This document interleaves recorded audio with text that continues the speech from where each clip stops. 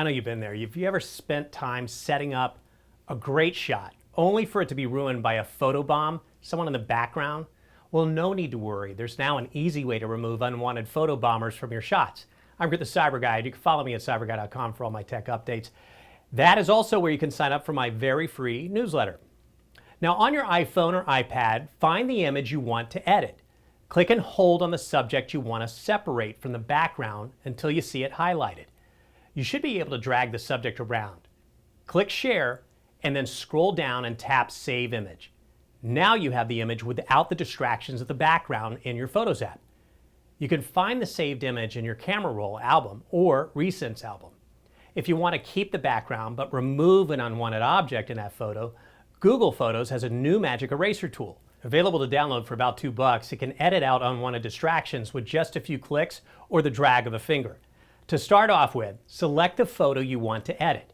Then click on Edit, which is located on the bottom left of the screen and is the icon with the 3 horizontal lines. Click on Magic Eraser. If Magic Eraser does not pop up immediately, scroll to the Edit tab on the bottom and click on Tools. Magic Eraser should be available there.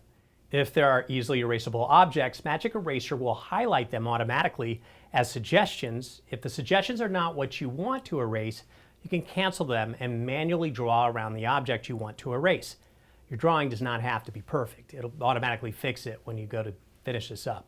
Now, when finished, click Done.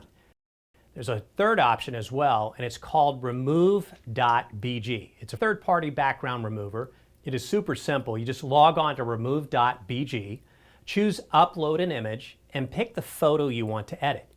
Wait for the magic to happen. It's going to automatically remove the background for you.